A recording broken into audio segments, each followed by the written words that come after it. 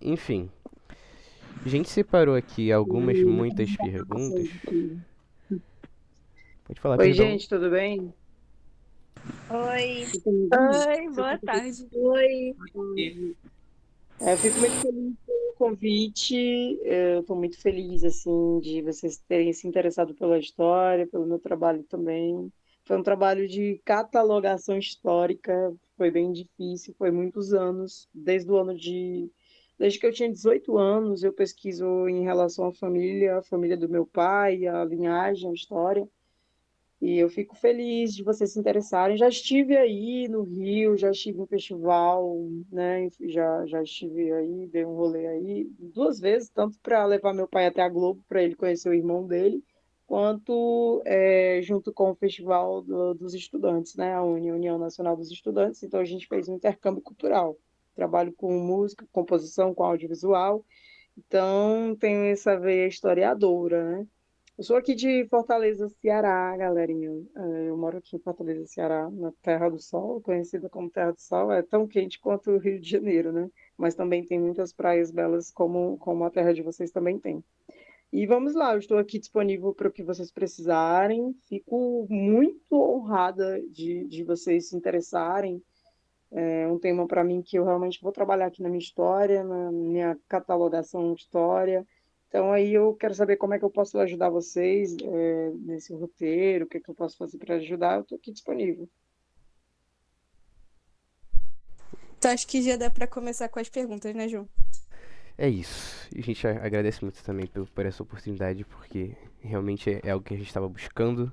Foi um trabalho muito intenso de pesquisa também para achar alguma forma de É, falar com pra você. achar vocês foi bem difícil. Foi meio difícil, mas conseguimos. E, enfim, a gente separou muitas perguntas aqui. Queria começar pedindo desculpa por tomar seu tempo, porque realmente são muitas perguntas, mas são coisas que realmente interessam. Eu queria começar pegando um gancho que você já trouxe pra gente, que é das últimas matérias que a gente conseguiu achar, não foram tantas assim, elas não eram tão recentes, eram de 2023, 2024, e ainda não havia tido a possibilidade do seu pai conhecer algum dos irmãos deles, o seu Dimas, principalmente. Só havia tido o encontro por chamada, e a gente queria primeiro saber como é que foi esse encontro, já que ele aconteceu. A gente queria trazer isso para o livro também, né, já uma atualização de algumas matérias que não chegaram a relatar isso, de alguns canais que não chegaram a relatar isso. Pode falar, Lara.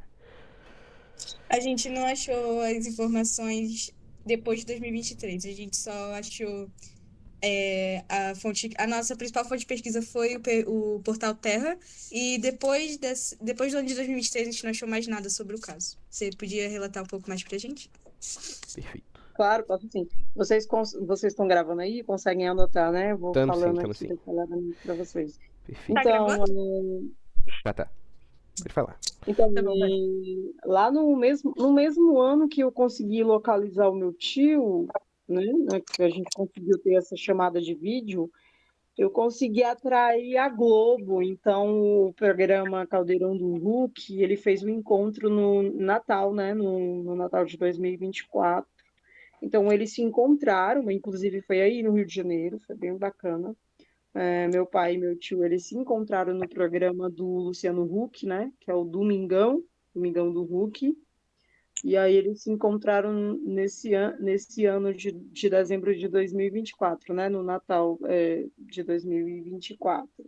E aí o que é 2023, no caso, né, para não me enganar, porque já estava no começo na virada para 2024. Então, no dia do meu aniversário, inclusive, a gente gravou o programa dia 13 de dezembro de 2023, né?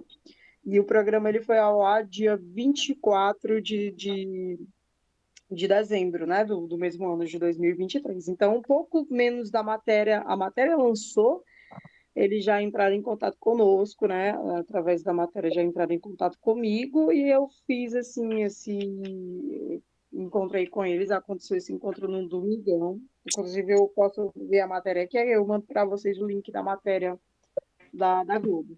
Mas foi, Sim, ocorreu.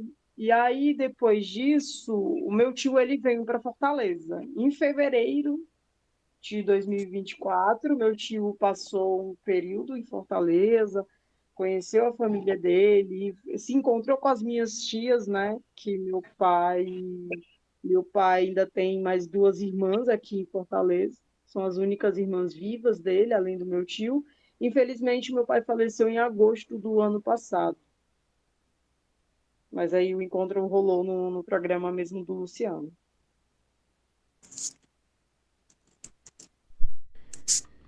É muito bom saber disso. A gente vai querer sim saber sobre a matéria. Enfim, acho que temos mais perguntas aqui.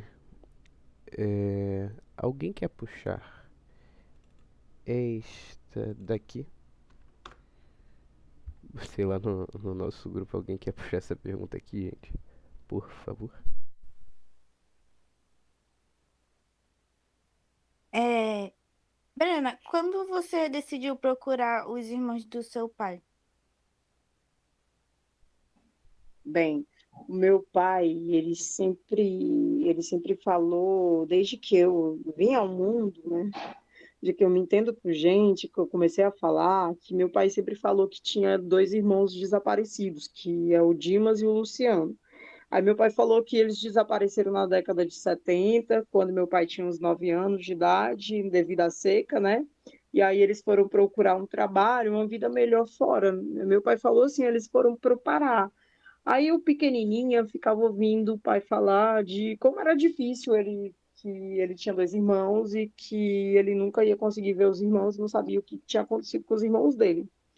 Eu amo muito história, desde que eu sou pequena, eu gosto muito de história, então eu me envolvi muito na história do meu pai. Então eu trouxe uma missão para mim, que seria localizar os irmãos dele, né? Eu não sabia como, porque não tinha documento, não tinha nada, assim, eu não tinha nem data de nascimento, eu sabia os nomes deles, mas eles poderiam ter casado e mudado o nome, né?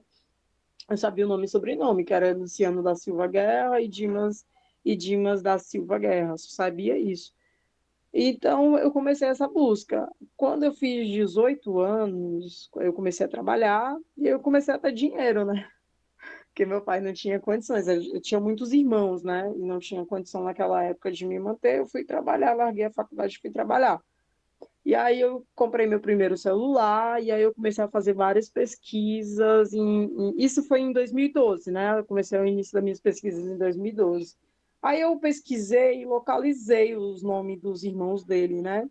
Eu localizei o nome dos irmãos dele, mas eles não me respondiam. Eu localizei pelo Facebook. Aí eu coloquei lá em vários grupos de pessoas desaparecidas. Aí, em 2016, eu vi uma publicação do meu tio, que é o Dimas, da Silva Guerra, que em 2016, essa publicação, ele procurava a família que ele não via há mais de 30 anos. Aí eu tive a certeza que era ele, só que eu não tinha contato nenhum, né? Mas eu não tinha contato nenhum, nem conseguia falar com ninguém, porque eu mandava uma mensagem e ninguém me respondia pelo Facebook, né? Acho que geralmente as pessoas não usam mais Facebook, e ele também, talvez ele não use, não usava as redes sociais, ele nunca me respondeu nesse período, entendeu? Aham. Aí quando, aí meados ali de 2022 para 2023, foi quando o meu primo, que é filho da minha tia Tereza, da minha tia Celina, que é o João Paulo, ele começou a se interessar também para buscar, né? Aí ele pagou um investigador em 2023, em setembro, ele pagou um investigador para ir atrás, né? Eu já tinha esses dados, o nome, já sabia o estado onde ele residia, né, que é no Pará, já sabia o estado, o nome completo, e aí esse investigador viu pelo nome da mãe, né, que é o nome da minha avó. Aí o investigador conseguiu pegar o telefone de contato, pegou o telefone de contato lá do Pará, telefonia do meu tio, aí foi que a gente teve certeza realmente que era meu tio, devido às datas baterem, né? A data da idade que ele teria nessa época, porque eu fiz assim, se ele caiu naquela época em 72 com uns 16, 18 anos, meu pai disse que ele era um mais velho, né? O outro tinha uns 20 e ele tinha uns 18. Aí eu fiz uma datação, né, daquela época de 1972 para cá, ele teria uns 75 anos, mais ou menos, né? Então, pela idade, pela data, meu pai não sabia o mês de nascimento dele, que era novembro, então bateu tudo, né? Eu localizei dois nomes parecidos, com a mesma mãe, no Pará, mas eu sabia que era o meu tio Dimas. Ah, tá. Muito bom, muito bom. Bom, agora eu vou fazer uma pergunta que é um pouco mais, como posso dizer, centralizada no foco da nossa pesquisa, que é a gente queria saber muito sobre a visão do seu tio Dimas, que foi para Fortaleza, sobre a visão que ele tem, tipo, como posso explicar? Ele estava num ambiente de seca, né? Um ambiente que, assim, me parece ser bem complicado, e foi para a capital. A gente queria muito saber sobre a visão dele, de sair de um mundo totalmente na seca, né? Um período difícil para ir para a capital. A gente queria saber a visão dele sobre isso. Se você sabe, né? Se você pode relatar para a gente esse período para ele. O que ele me contou, do relato dele, que naquele período ele saiu daquele ambiente porque ele teve uma irmãzinha ali, meu pai conta que a irmãzinha morreu de fome, né? Eles estavam balançando a irmãzinha e do nada meu pai foi buscar e aí minha avó falou, ela estava na rede e minha avó falou que a criança morreu de fome. Então os mais velhos, meu tio foi para a capital para tentar dar dinheiro ali para a família dele não passar fome, né? Para a família não passar fome. Aí ele encontra um emprego no Pará, ele encontrou um emprego no Pará e mandava dinheiro para os meus avós, para que eles tivessem uma melhor condição e as crianças mais novas não morressem de fome.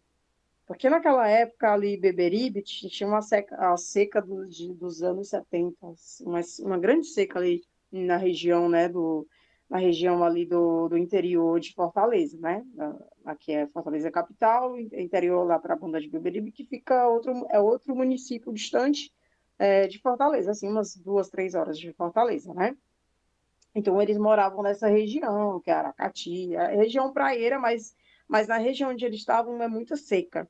Então, meu pai disse que secou tudo, secou peixe, secou tudo, não tinha mais nem como comer, eles comiam broa de farinha, que eles falam, meu pai fala que eles comiam broa de farinha, então meus tios mais velhos foram para a capital e depois para outros estados para trabalho, para mandar dinheiro para a família, até que eles conseguiram, infelizmente já chegou a ele perder contato. Mas o meu tio disse que o objetivo dele, porque na capital tinha melhores condições, que não tinha seca, que o objetivo era ajudar a família dele. E aí é tanto que ele vai morar em Oriximiná. Oriximiná é uma região ali do Pará, onde ela é dominada por rios, né? Ele trabalhou com agricultura, ele é agricultor, ele já é aposentado, mas ele trabalhou como agricultor. É tanto que ele vai morar numa região onde é uma região coberta de rios, não tem seca, tem fartura, né? É uma região onde tem fartura, e aí ele construiu a casa, a família lá, como ele perdeu o contato, porque assim, a partir daquele momento, meu pai fala que os meus avós e a família do meu pai migrou para Fortaleza, né? Migrou aqui para Fortaleza porque aqui não tinha seca, mas no interior onde eles estavam tinha seca. Então, se eles não migrassem, eles iam perder os outros filhos, né? Minha avó teve 18 filhos ou uns 20 filhos, e meu pai não conta ao certo se foi 18 a 20 filhos, mas provavelmente seja essa conta. Mas todos, a maioria deles, a maioria, morreu de fome. Morreu, não chegou a crescer, né? Meu pai teve muita sorte, e meu pai era o mais novo, mas meu pai teve muita sorte, ele foi muito guerreiro para ter sobrevivido. Então a visão do meu tio é essa, né? É querer sair de um ambiente de seca, de fome, para que pudesse migrar para outra capital ou para uma outra região, na qual tivesse mais condições da família sobreviver, né? Então ele foi trabalhar numa roça, né? Ele virou um agricultor, né? Trabalhou com agricultura. Você sabe dizer pra gente as condições que seu tio viveu no Pará? Tipo, se ele passou alguma dificuldade lá, como foi ele se estabilizar em outro estado? Não, com certeza isso, principalmente para um jovem que estava distante da família dele, né? Ele tinha essa angústia dele não ver mais os pais dele vivos, e quando ele chegou lá, ele teve que arrumar trabalhos, né? Arrumar os trabalhos e cortou cana, nessas áreas assim de mata. Meu pai disse que meu outro tio, que é o tio Luciano, ele foi para Roraima, né? E meu pai contou que eles iam para borracheiro, né? Extrair borracha, no caso. Eles iam para essa área, mas sofreram muita exploração. Meu tio sofreu exploração. Lá não tinha comunicação, não tem como você se comunicar. Até hoje mesmo, meu tio não consegue se comunicar com a família. Eu acho que o primeiro impacto é esse, é não conseguir comunicar-se, né? Ele não tem, a internet não funciona bem lá. Lá é muito rio, gente. Você tem que atravessar Oriximiná, você tem que ir para Belém, você tem que passar, parece que são 2 dias, quase 2 dias de barco. Então, meu tio realmente foi para uma área muito isolada. Meu tio perdeu o contato com a família dele porque ele foi para essa área muito isolada. Então, ele sofreu realmente exploração, enganação de trabalho, foi explorado, foi enganado pelos patrões. Foi uma pessoa realmente escravizada, né? Foi uma pessoa que passou por uma escravização naquele momento. Até ele construir família, né? Casou-se, ele ficou viúvo, tem 10 filhos, ele tem 10 filhos. E aí ele casou de novo, né? Com a minha tia Dina, né? Que é a esposa dele lá, né? Ele casou de novo, mas os filhos já são todos adultos, né? Ele casou faz uns 5, mais ou menos 5 anos que ele casou de novo, né? Depois que ele ficou viúvo. Você sabe dizer a idade exata que ele foi para o Pará para a gente ter essa informação concreta? Pronto. A idade exata dele foi com 18 anos. Ele foi com 18.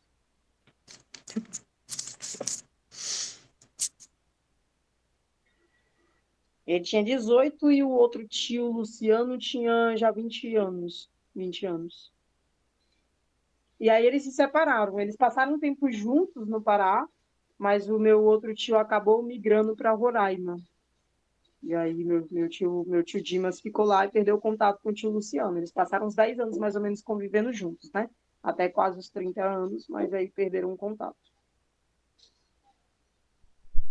Perfeito. A gente sente muito falar sobre esse assunto porque a gente reconhece que, por mais que seja uma história de muita superação, de muita dificuldade, algo realmente forte, é, pelo que seu pai e seus tios passaram, é algo que interessa muito, que é muito interessante falar sobre, porque não é uma situação singular, né? Isso aconteceu com muita gente, principalmente Sim. naquele período da seca e da ditadura.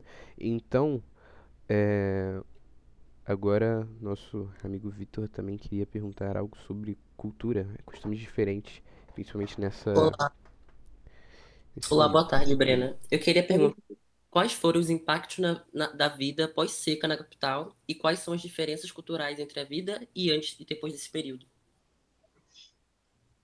Pronto, né? Vamos lá. Os impactos culturais, né?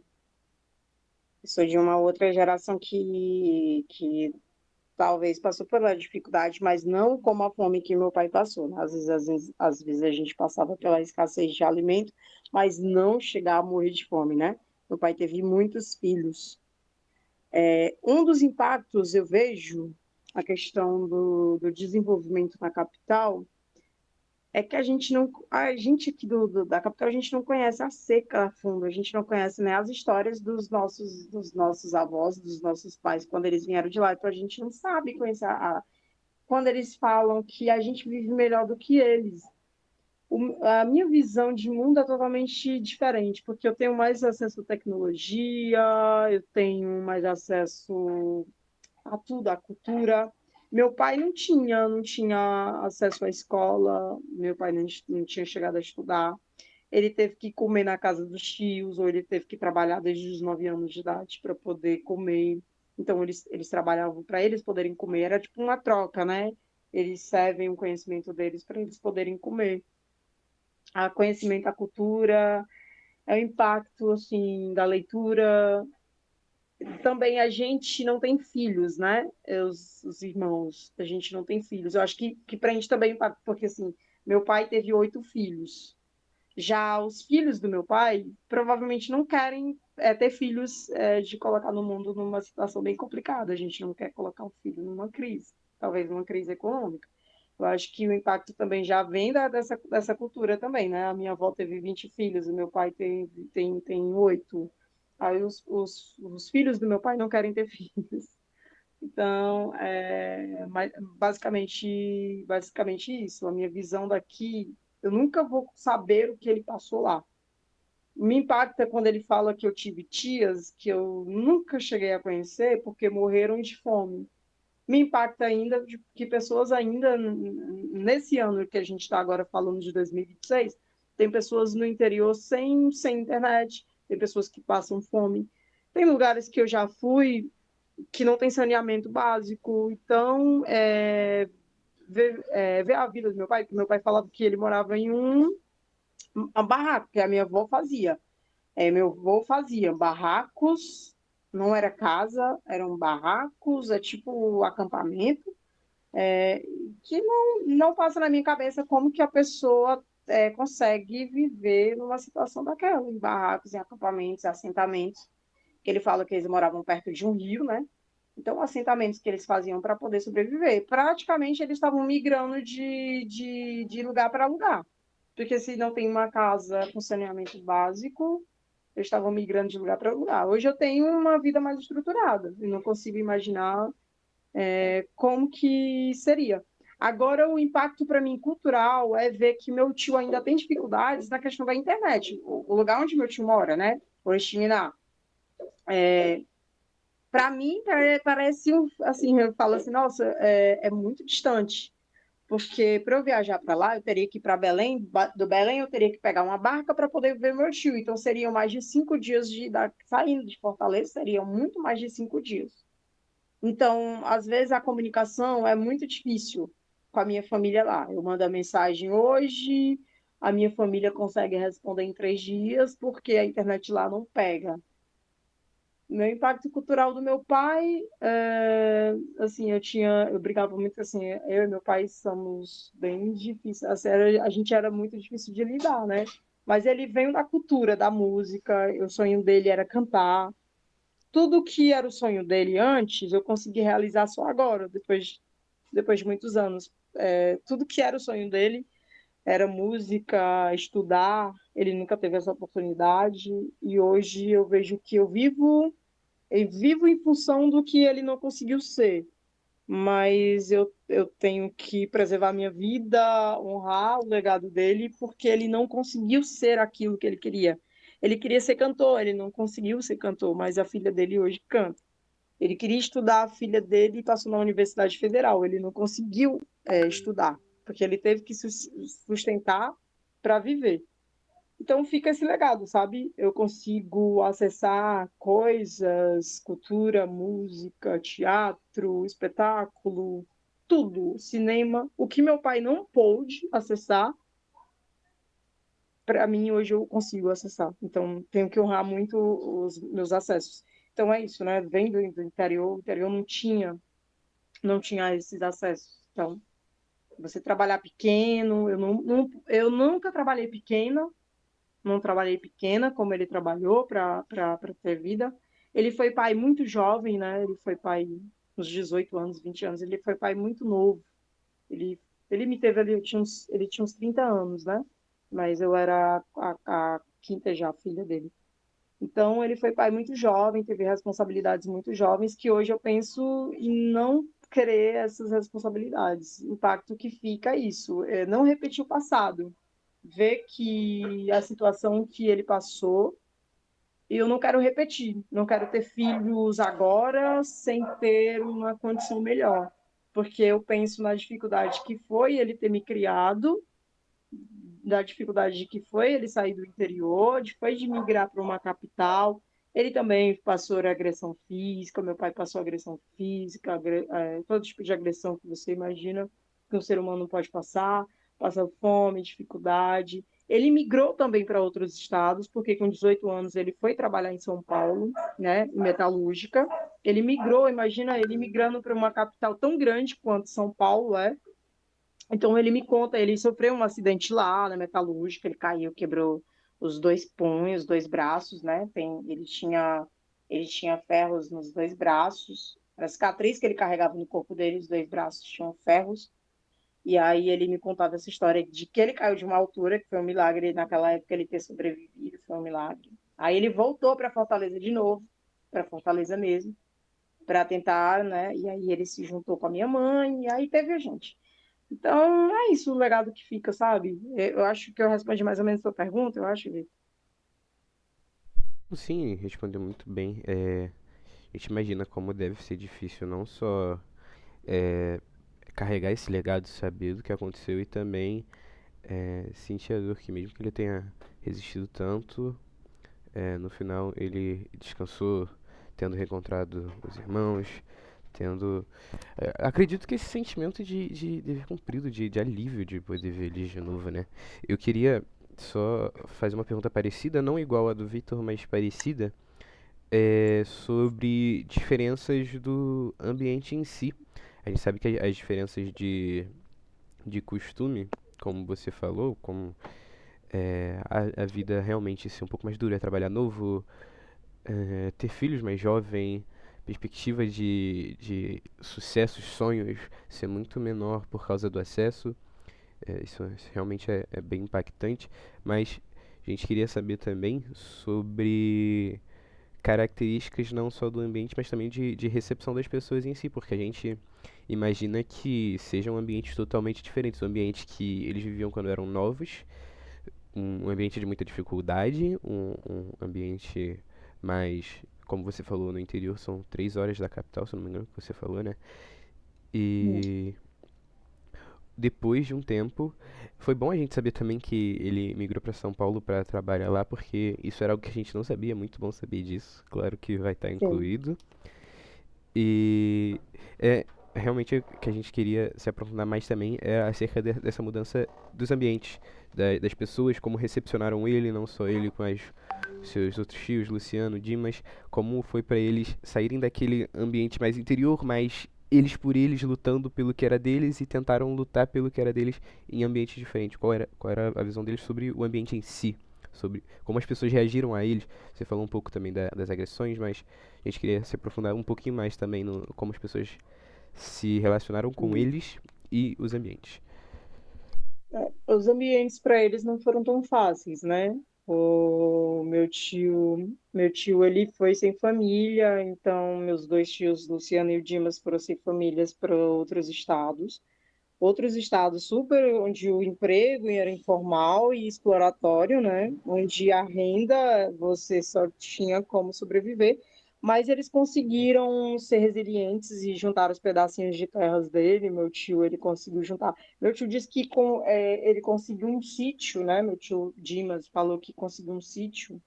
Então ele vendeu esse sítio, ele plantava, que era a casinha dele, ele plantava o que ele comia, ele colhia o que ele comia. Então, aí ele fez um sítio nessa época lá, quando ele foi para o Pará, ele fez esse sítiozinho. E aí, depois de um tempo, depois de criar bastante animais, ele criava galinha, criava pato, assim. E depois desse sítio, meu tio pegou e vendeu esse terreno. Depois ele construiu a família dele, né, com a esposa que faleceu. Ele teve essa família. Então, acho que o que manteve o meu tio lá foi a família, porque ele construiu uma nova família naquele espaço, né? Assim como o meu pai. Mas não foi fácil, não. Eles sofreram muita enganação. Meu tio disse que foi enganado por patrões, né? Pessoas realmente que ele achava que ia ajudar e não ajudavam. Ele, infelizmente, foi enganado, explorado. Acontece o mesmo do meu pai, porque meu pai foi para a capital de Fortaleza para morar com família, tios, né? Meus avós mandaram ele para morar com os tios e era praticamente emprestado como empregado, né? Tratado pela própria família, mas como um empregado. Então, ele sofreu ali para batalhar, então você comia o que você trabalhava, né? Então, foi realmente um momento de exploratório. Acho que meu pai não teve família, assim, carinhosa, assim. Ele só conheceu para você ter noção, ele só viu as irmãs mais velhas dele, que é a minha tia Celina e minha tia Teresa, quando as duas casaram. Então, uma tinha 13 e outra tinha 14 anos. Olha a idade que elas casaram, né? Elas casaram adolescentes, crianças. Para mim, assim, são crianças assim que eu já tenho 30 anos, né? Então, se eu tivesse filho agora, meu filho provavelmente seria, não sei que idade vocês têm, mas talvez seja da idade de vocês e estão formando ali a adolescência. Naquela época, pelo conhecimento deles, não eram adolescentes, ali eram crianças, né? Naquela idade delas, 13 anos para 14 anos eram, para mim, naquela época, elas eram crianças devido à falta de conhecimento delas, já para ser colocadas num ambiente doméstico, né? Mulheres daquela época eram casadas, mas elas foram entregues casadas para não passar fome. Então, meu vovô casou as filhas para as filhas não morrerem de fome, com homens que eram muito mais velhos do que elas, né? Bom, eu tenho uma pergunta aqui que não tá no roteiro, né? Mas eu, ouvindo os relatos, eu bolei essa pergunta.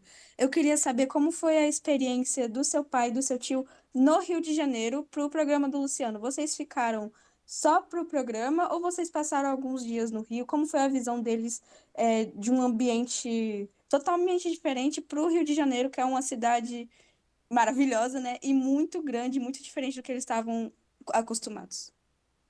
Vamos lá. Gente, a gente passou, eu e meu pai, a gente ficou uns 2 dias sem ver meu tio. Eu já sabia que ele estava lá, mas a gente ficou um dia sem ver o tio, né?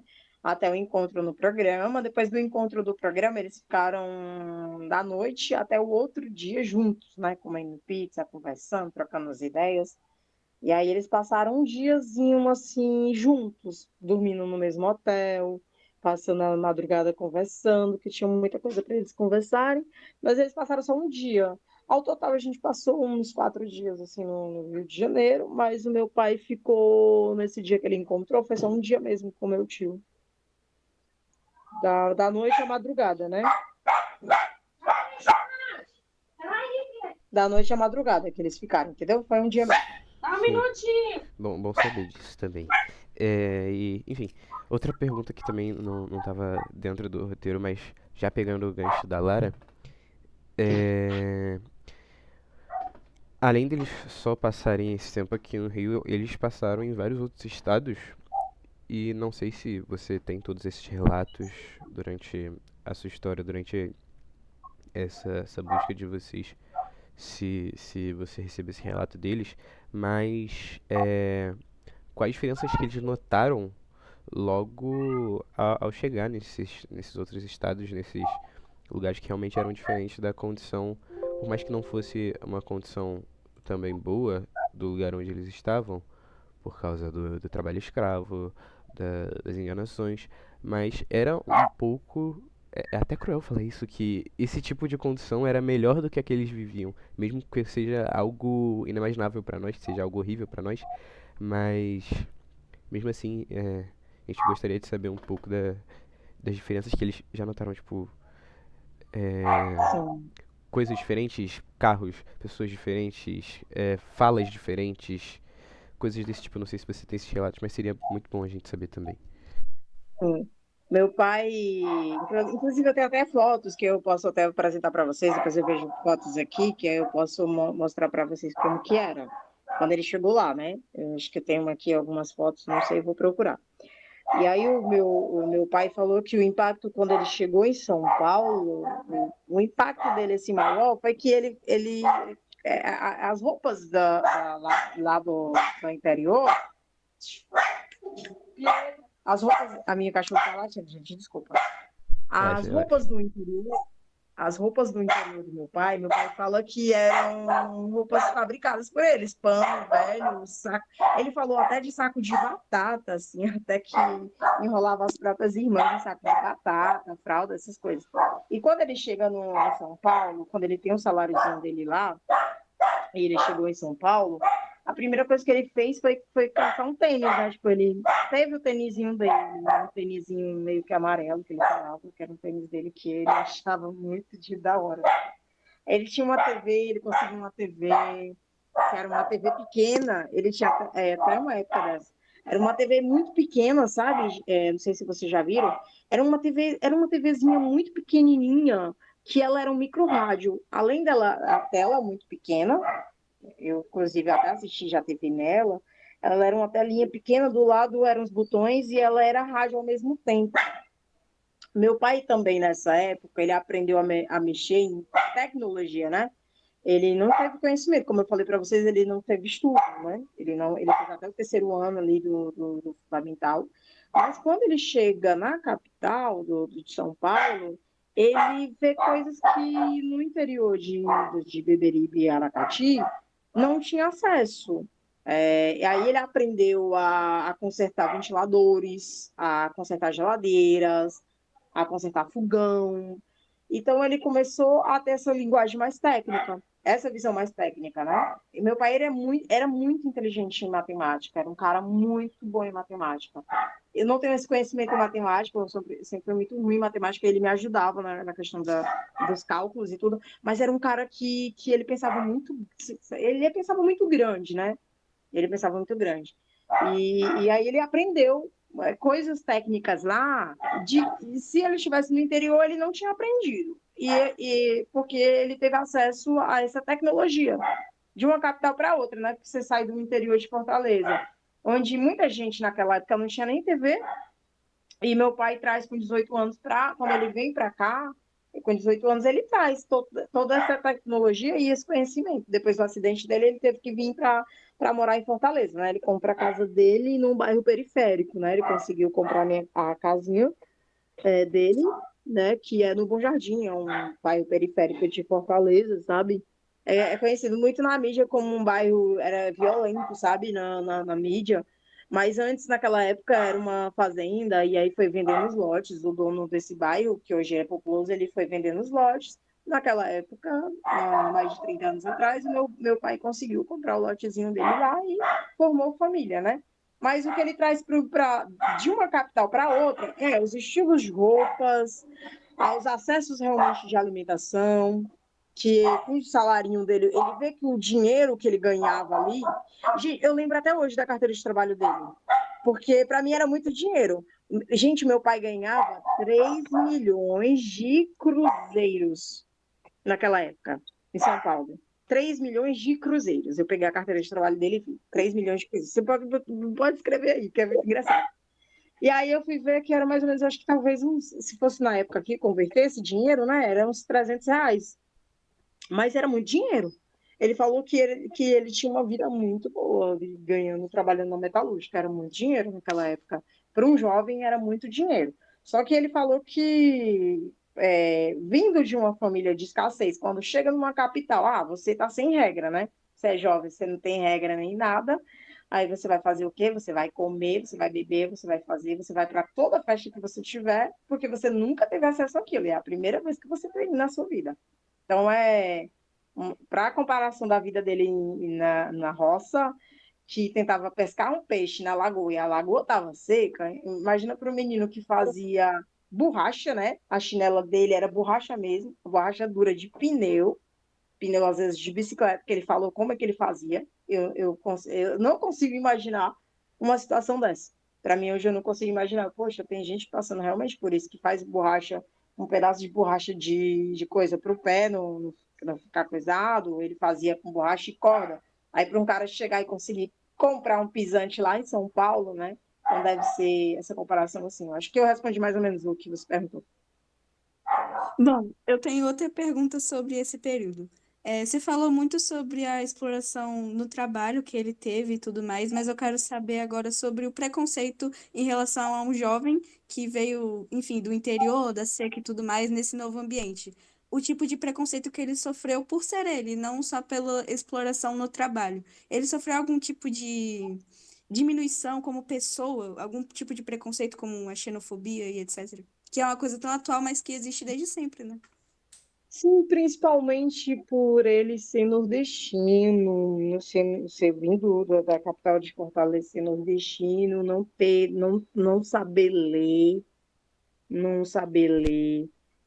chamados de burro, que ele fala muitas vezes que ele foi chamado de burro, mas ele nunca deu o braço a torcer, né? Ele sempre foi muito encrenqueiro, briguento assim, então eu acho que a maioria dos casos ele tentava resolver da forma de que convinha a ele. mas ele aprendeu a consertar coisas, né? Ele aprendeu a consertar coisas. Ele me falou uma coisa que agora vocês me fizeram lembrar, que uma vez o meu pai estava querendo aprender a como mexer em geladeiras, né? Para ele poder ter um serviço. Aí ele falou que foi pedir ajuda. E aí o pessoal falou que ele era burro, né? Que ele era burro. Aí ele falou assim: não, tudo bem. Então eu vou aprender desmontando e montar sozinho. Como que funciona isso daqui? Porque ele falou que perguntava às pessoas lá, ele pedia ajuda àquelas pessoas e aquelas pessoas elas destratavam ele, não me ensinavam. O que ele pedia para aprender, essas pessoas não ensinavam. Ele pedia para olhar, essas pessoas não davam esse espaço. Então vem a xenofobia da região dele, né, por ele ser nordestino e vir para cá, é um estado que é feito muito pelo nordestino, né?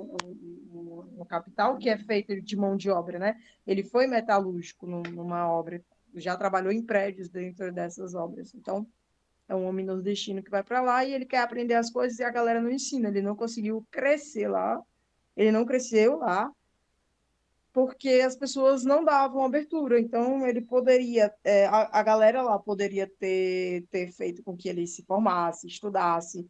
Ele falou que não, que você sendo um funcionário, tinha patrão realmente que ria da sua cara. Ele falou que já riram da cara dele, que chamaram ele de burro. O que ele mais ouvia era que ele era burro. Então, ele fez disso uma arma para que ele aprendesse. Então, aqui, quando ele vem para o Ceará, ele se torna o melhor, assim, o melhor no que ele fez, né? Ele se tornou o melhor consertador de fogão, de panela, de pressão. E aí ele falou para mim uma coisa. Eu acho que vem muito do que ele sofreu, né? Ele falou para mim que ele não gostaria que eu fosse CLT. Ele falou assim: não queria que você fosse CLT.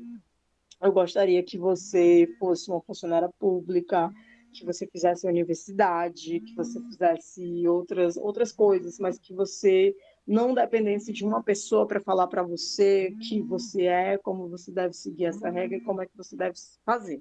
Ele não queria isso. Então, acho que esse medo dele, ou talvez o que ele sofreu lá, não é medo, acho que foi o que ele sofreu bastante lá naquele local, ele passou para mim, sabe? Eu perguntava, eu queria saber muito sobre a história dele, então eu conversava muito com ele sobre isso.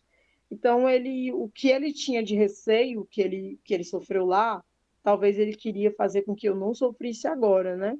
Então ele falava: ai, não vai trabalhar de carteira assinada, não, menina, monta uma empresa para tu, não sei o quê. Então ele foi muito empreendedor.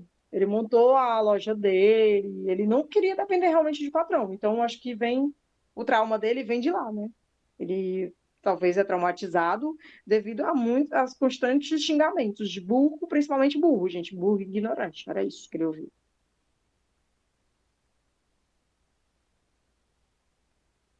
Respondi mais ou menos a pergunta? Perfeito, perfeitamente.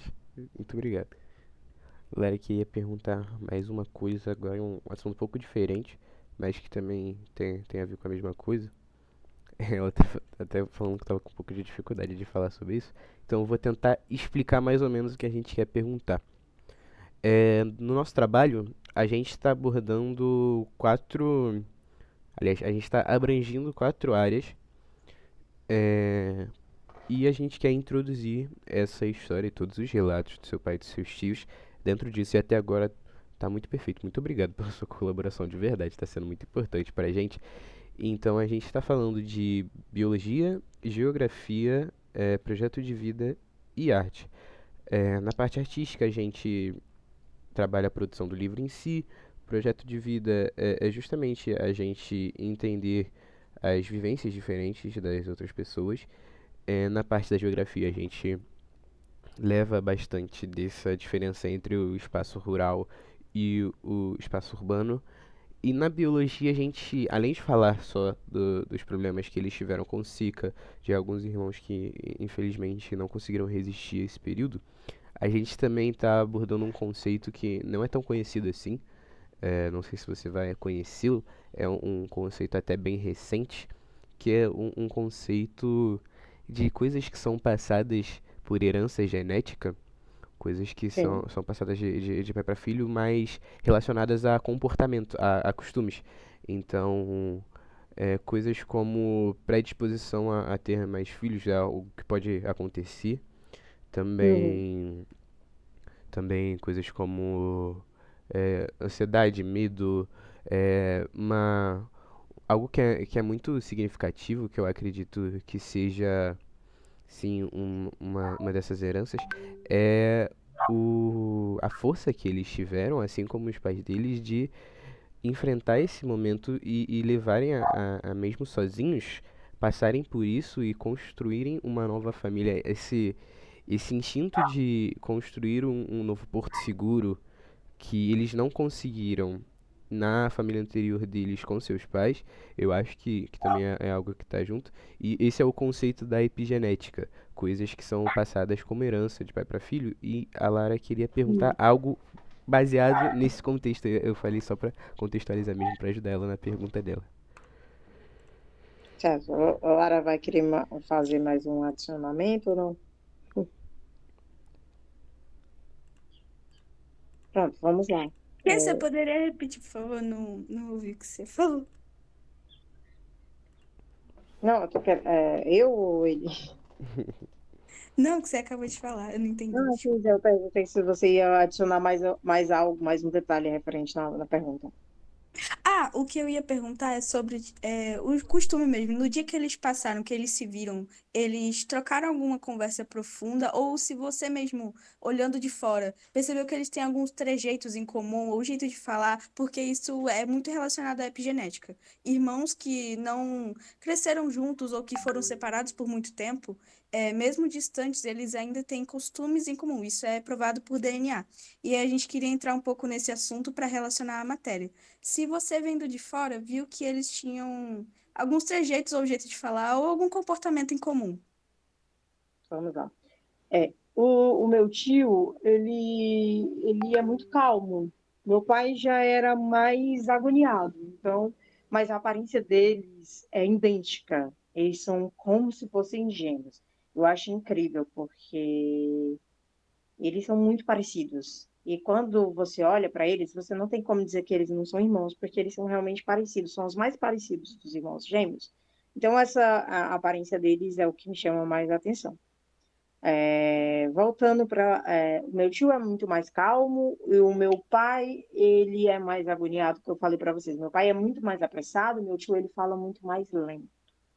Só que o que chama mais a atenção da questão deles é a ligação que eles parecem bastante. Então, essa aparência deles faz com que todo mundo olhe e diga: vocês são irmãos, realmente vocês são gêmeos ou o quê? Então, é isso. O andar deles, o andar do meu pai e o andar do meu tio. O andar deles eram parecidos. Então, meu tio andava e meu pai, sim. Eles são engraçados, eles são muito de piadas. Meu pai era muito engraçado, era um cara muito engraçado. Então, meu pai, qualquer momento que ele pudesse tirar uma piada, ele tirava. Então, meu tio é da mesma forma. Só que meu tio é muito mais carinhoso e meu pai já não era muito carinhoso. Talvez por ser o mais novo e por ter muita pressa de muitas coisas. Então, eu senti essa diferença só da questão do tipo de como eles eram, né? A identidade deles, comportamental. Mas eles andavam muito parecidos, andavam meio que parecidos, castigando de uma perna, e eu achei muito, muito engraçado isso. Mas a aparência, realmente, parecia o mesmo DNA dos dois, e o mandado eram muito iguais, assim. Então, é que chamavam muita atenção. Eles falavam muito, Perdão, eles pode tinham falar. muitas lembranças, eles tinham bastante lembranças, assim, um igual ao outro. Agora, o que nós herdamos do nosso pai, eu sou uma pessoa muito impaciente. Não sou eu, acho que alguns irmãos a gente herdou isso do pai, né? Vem do pai dele, o que ele herdou do pai dele foi o alcoolismo, né? Meu pai, infelizmente, ele era alcoólatra. Então, o pai dele bebia, ficava agressivo. Meu pai, quando bebia, ficava agressivo. Meu pai passou 20 anos sem beber, né? Mas se meu pai bebesse, ele ficava agressivo. Porque ele pegou aquilo do pai dele, ele conviveu mais tempo com o pai dele. Então, vem essa herança genética. Aí teve depressão, meu pai ele teve depressão, ansiedade, passou por esses perrengues, porque o pai dele já era um cara muito fácil de lidar. O pai dele não era muito fácil de lidar. Aí quando meu pai constrói a família, vem para os filhos, meu pai ele não conseguia ser muito fofo, carinhoso. Não, era um cara, era brincalhão, é como eu. Eu herdei essa veia artística. Agora o que vem de herança deles é veia artística mesmo. O que vem da família lá, o que vem, a minha avó era pianista, não seguiu a carreira devido às condições, por ser mulher na época, lá dos anos 40, teve que casar. Meu pai também não seguiu a veia artística, mas os filhos vêm com a veia artística. Eles são muito guerreirinhos, né? Meu pai, meu tio gosta de cantar, meu pai gostava de cantar, então é isso, sabe? A ligação assim direta, assim, entre filhos e tios e pai e avós. Acho que eu resumi, né, para vocês. Sim. 100%. Enfim. Cara, eu acho que muitas das... Lara vai falar alguma coisa? Alguém vai falar alguma coisa, gente? Por favor, se alguém tiver uma pergunta que Eu não ia tava no nosso... perguntar se eu ia fazer o questionamento se tem mais perguntas pra gente fazer pra Brena. Eu ia ver Mas isso eu não sei. agora. Eu ia ver isso agora porque das perguntas que a gente tava planejado, eu acho que praticamente tudo foi respondido. Até a mais, né? A gente nem tava Aham, esperando tanta sim, sim. informação. E muita coisa que você falou, que, óbvio, é muito diferente de falar diretamente com a pessoa do que ler numa matéria. Mas, assim, pela matéria, a gente já tava vendo bastante coisa. Falar com você parece que aprofundou 1000% a nossa pesquisa. Então, foi muito interessante ter essa conversa. Foi Eu muito falo bom mesmo. bastante. Nada, nada demais nisso. Inclusive, nesse momento, falar é importantíssimo. A gente tem umas coisas aqui que. Aliás, não algumas, a gente tem uma única pergunta aqui que talvez seja interessante da gente levar como uma última pergunta, assim, ou uma das últimas. A gente, você até falou que tem alguns registros de foto do momento que ele estava trabalhando em São Paulo. A gente queria saber exatamente sobre isso, se existem alguns registros de vídeos deles juntos, ou então fotos daquela época, ou de épocas um pouco mais avançadas, enquanto eles estavam separados, justamente para a gente rechear o conteúdo interno do livro. Enquanto a gente contar, ter alguma coisa visual que levasse o leitor a entrar de verdade na história deles. Pronto, eu tenho alguns registros fotográficos, eu vou buscar se tem, porque estava no álbum e quando meu pai chegou a falecer, a gente não conseguiu acessar a casa dele. Mas os álbuns, tem criança, né? As crianças vão pegando as coisas, vão perder. Mas eu tenho uns prints, algumas coisas que eu salvava, que eu falava com ele. Eu tenho o local onde ele cresceu, o Riacho, né? O Riacho transformado hoje, né? Eu tenho. Eu posso ver historicamente, porque lá reside agora os meus tios, que têm cento e poucos anos. Os meus tios são bem velhinhos, né? Os tios dele. Que os irmãos da minha avó, né? Então eles residem nesse riacho que eu falei que eles moravam, né? A banda ali de Beberibe, que eles moravam. Então eu tenho esse riacho atualizado, a foto, vídeo do encontro do meu tio, quando meu tio foi para lá, né? Então eu tenho, posso mandar para vocês, posso mandar a família dele, posso mandar como é que era lá, tem os vídeos do meu pai, principalmente pelo TikTok, porque quando meu pai ia para lá, meu pai ficava filmando e tem, gente, tem a história que ele vai contando. Então, ele no TikTok dele, ele ia contando. Vou até no TikTok aqui, vou salvar umas coisas dele e mando para vocês. É Perfeito, muito perfeito. difícil ver, Isso é ótimo. ver os vídeos dele assim no TikTok, porque eu não acredito que eu perdi ele, sabe? Tipo, não acredito que eu perdi meu pai. E aí é meio que, para mim, é sensível ver as coisas dele ainda, mas é isso, né? Ele não tá sofrendo mais, que ele passou 6 meses na UTI de um hospital e eu não queria isso para ele, então eu achei melhor que Deus realmente o levasse para ele ficar bem. E aí o que tem ele é o histórico, né? Eu vou construindo a história dele a partir das memórias que ele me contou. E ainda bem que ele me contou, porque eu era muito interessada em ouvi-lo, né? Sentar e ouvir. A gente super entende isso. Realmente é algo muito sensível, mas a história do seu pai e dos seus tios, o legado que ele deixou pra você, seus primos, seus irmãos, por mais difícil que seja, por mais triste que seja, é algo bonito. Então a gente fica muito feliz que, mesmo que seja algo difícil, a gente possa saber tanto sobre e a gente possa abordar sobre e talvez levar a história dele ainda mais longe. Então, de verdade, a gente fica muito feliz acerca disso e se realmente conseguir. Se não for possível, tá tudo bem, não tem problema nenhum. Não É conseguir alguns possível desses sim, mando pra registros, vocês. mas se conseguir vai ser ótimo pra gente, ótimo mesmo. Pode ter certeza que tudo isso vai estar incluso. E a gente queria pedir de uma coisa, não, a gente não sabe se vai ser possível ou não, mas a gente queria pedir se você poderia produzir. Não precisa ser nada muito grandioso, só fazer um vídeo rápido com calma depois, falando sobre quem você é e falando de forma Uhum. objetiva qual que era o cenário, qual que era o contexto da história dos seus tios e do seu pai, porque a gente vai fazer uma apresentação nas próximas semanas do livro, justamente para mostrar para os nossos professores, para os nossos instrutores, sobre o que é o projeto. Então, É. a Aí gente. vocês mandam pra mim, viu? Vou ficar muito feliz em ler o trabalho de Não, vocês. com certeza, pode Fico- deixar. É, na verdade, o tempo do vídeo, para nós, o ideal seria 3 minutos, Isso, mas óbvio que isso. pode ter uma versão estendida, porque a Sim, gente vai ter nosso limite de tempo para essa apresentação é de 6 minutos. Então, no Uhum. caso, seria cronometrado, nós, alunos, falarmos 3 minutos e aí deixar o seu vídeo rolar no telão por 3 minutos, pelos 3 minutos restantes, né? Então, óbvio, se você quiser fazer 2 vídeos, vai ser perfeito. Mas o ideal é que seja um vídeo de 3 minutos para a gente poder exibir Uhum. ele com o tempo cronometrado. Me isso. escreve hoje o que seria, o que eu tenho que Sim, falar, sim, abordar ok. nesse vídeo. Daí eu já mando pra você aí no WhatsApp. Perfeito, perfeito, pode deixar. O que ela falou é muito bom. Se você quiser também gravar algo um pouco mais estendido, falando um pouco mais sobre a sua visão do assunto também, algumas coisas que você ouviu, claro que a gente tem já gravado essa entrevista que também vai ser utilizada na produção, mas se você quiser fazer um vídeo falando sobre isso e expondo mais o seu lado da história, também vai ser muito bom. Com certeza a gente vai poder usar isso mais pra frente. Não na nossa apresentação, mas a gente com certeza vai usar tudo que a gente tem mais pra frente Uhum. em mais projetos. A gente pretende não só usar como projeto de escola aí que a gente quer levar pra Casa Firjan, pro museu daqui da Firjan, mas a gente também queria levar o projeto um pouco mais pra frente.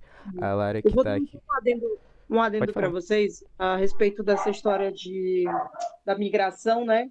Que teve aqui em Fortaleza, nessa época também ocorreu muito fato de que era separado o interior e a capital, sabe?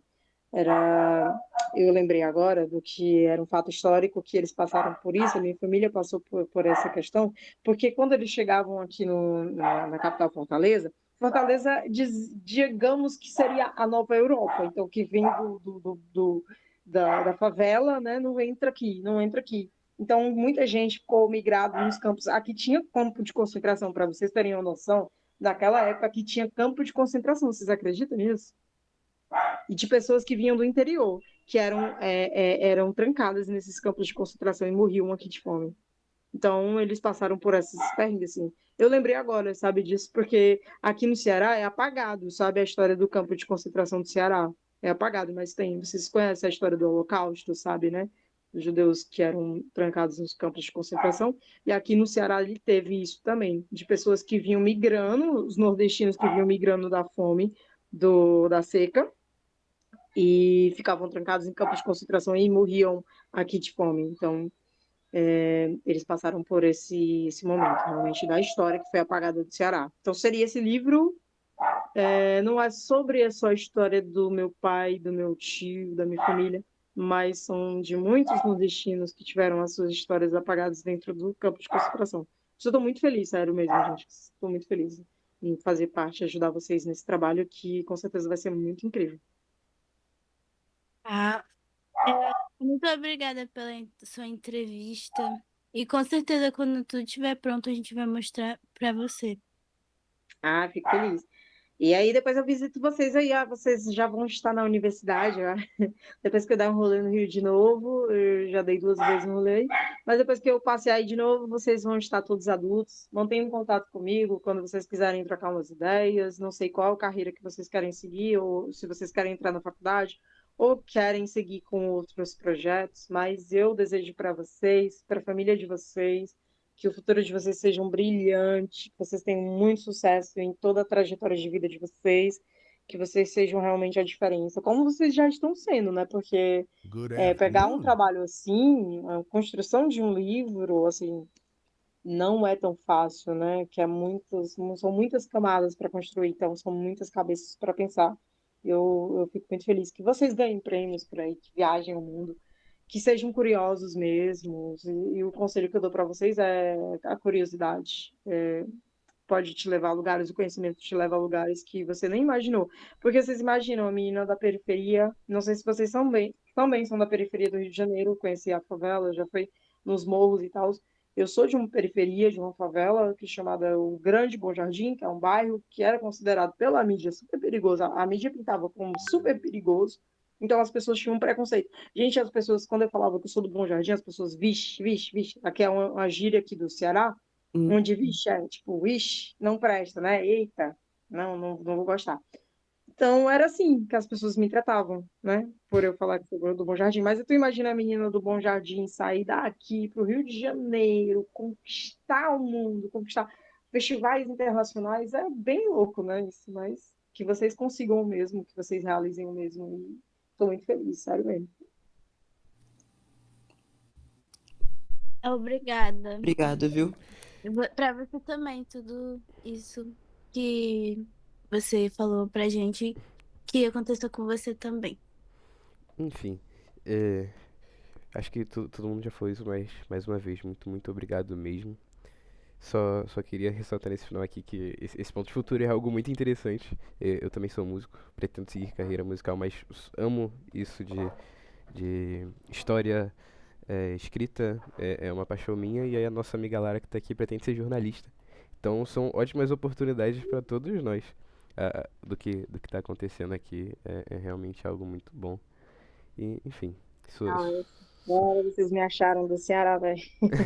Vocês me acham- Não, do muito, né? Ceará. A minha família também é do Ceará. E é muito importante, muito simbólico para mim também estar fazendo essa entrevista com você, porque é uma coisa de identificação. Principalmente o sotaque que eu tô percebendo, dá até uma saudade de ir pro estado. Minha família, no caso, é de Poeiras. Conheço. É um município daí também. E, enfim, é bem simbólico para mim também, pessoalmente, no caso, né? Não sei a família dos meus outros colegas, né? Porque, querendo ou não, também a gente se conhece há pouco tempo. Mas falando no sentido pessoal, é realmente muito simbólico estar falando com você agora. Fico feliz. A minha família também é do Ceará. A minha mãe é de Varjota e o meu pai é de Itapiúna também. Só que aí eu não tenho sotaque, eu não sei em que ano a Lara veio pra cá, mas eu vim pra cá com 2 anos, 1 ano e pouco. Então eu não tenho sotaque, eu não conheço nada do Ceará. Mas daqui a Uhum. pouco eu já vou visitar o Ceará aí, conhecer um pouco mais. Tô muito animada.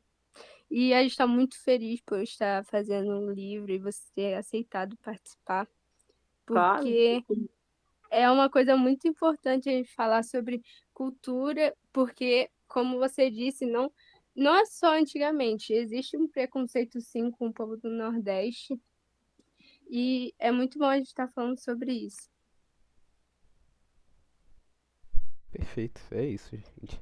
Alguém tem mais alguma pergunta, mais alguma coisa que quer falar que a gente pode encaixar aqui? No caso, agora eu só quero muito enfatizar a nossa preocupação com os as memórias e. Como posso explicar?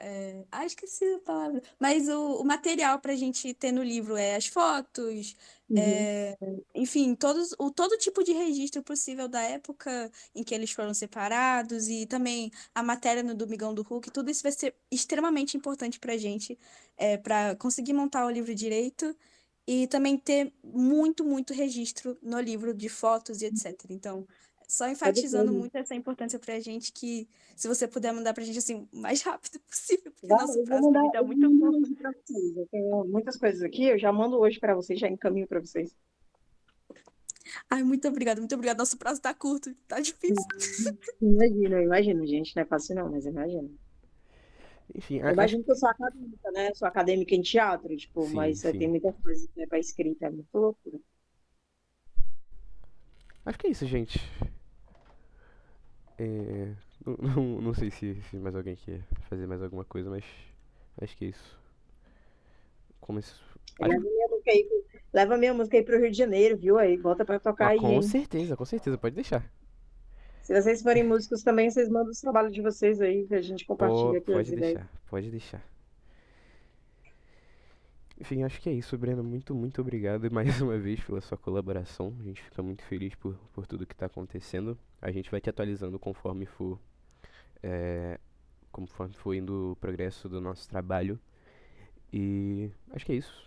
Nos despedimos por aqui, mas nunca mesmo será um adeus. A gente vai manter contato sim, para terminar a produção do livro e também depois, conforme a gente for o processo de publicação, de exposição, também enviar esse material para você com exclusividade, te garanto isso.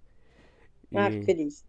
enfim, é isso. Muito obrigado. Né? Depois, se vocês tiverem um trabalho de vocês, aí vocês quiserem, tipo, a gente pode fazer uma collab, eu posso anexar aqui dentro da universidade, né, do Sim, Instituto Federal do Ceará, que é o IFCE, e mostrar aí o trabalho de vocês em exposição também aqui. Eu posso buscar uma exposição para perfeito. que a universidade também, se tiver também a autorização de vocês, tanto da escola, né? Não sei como é que funciona a questão da autorização, mas a gente pode fazer essa collab e publicar o trabalho de vocês aqui dentro da universidade, tá? Perfeito. A gente agradece muito a oportunidade e pode deixar qualquer coisa que a gente conseguir, qualquer aval possível. Acredito que vão deixar sim, porque a nossa escola tem muito essa veia cultural, essa veia de exposição e trabalho artístico.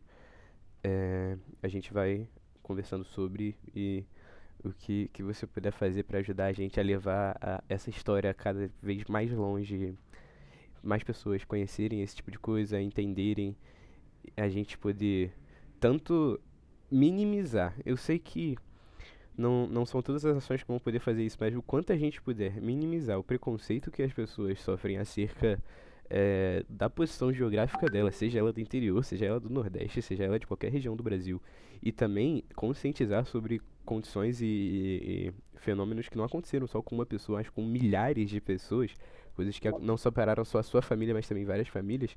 A gente vai querer sim fazer a diferença a partir disso e levar para mais pessoas. Então, é algo. É ouro, basicamente, o que a gente achou com você. Então, muito obrigado de verdade.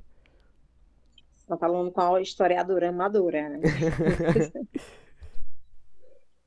É isso, gente. Eu fico feliz realmente de conhecer vocês. Não conheço o rostinho de cada um, assim, da galera, mas eu sou muito grata, tá? Assim, pela oportunidade, pelo respeito, pelo carinho que vocês falam, pela forma como vocês tratam o assunto, pela busca que vocês têm. E saber que temos duas aqui, a Lara e a Ana Clara, têm o sangue cearense. Provavelmente muitos de vocês talvez tenham sangue cearense, mas nem sabem, né? Porque são uma chuva de imigração para a região. Conheci um pouco da cultura do Rio de Janeiro, aproveitei o máximo, comi e bebi do que eu podia, da fonte da educação. Aí é uma terra de muita cultura, fiquei muito feliz porque tem museus, a cidade, a cultura da cidade de vocês, ela é valorizada, ela é cuidada, o patrimônio histórico, ele é muito cuidado, gente. É uma cidade muito linda, sério. Eu fiquei muito feliz, porque quando eu estive aí, eu conheci museus, bibliotecas, universidades, escolas que a gente não pode andar sem precisar na escola, né? Porque tem que ter autorização. Mas, nossa, a cultura de vocês, a mistura da cultura, da cultura da Bahia, que vem os baianos por aí, a terra da Bahia que vai por aí, a galera dos portos. Nossa, eu amei o Rio de Janeiro, assim, eu amei a comida, amei o samba, amei tudo que eu podia viver aí nesses dias e eu fico muito feliz de ter pisado até aí e que vocês voltaram, assim, né?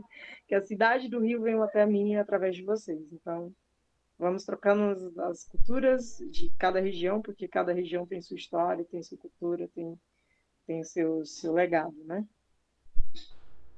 enfim, é isso. Pode ter certeza que a história da família e também de muitas outras famílias vai ser eternizada junto como patrimônio cultural, não só no nosso estado, mas em muitos lugares. Enfim, uma ótima tarde, ótimo resto de semana e a gente vai mantendo contato, viu? Muito, muito obrigado. Pra vocês também, aí eu vou mandar o material para vocês terem acesso, tá? Um ótimo Show, dia para show, todos. Fiquem bem, se cuidem. show. Valeu. Tchau, tchau. Tchau, tchau.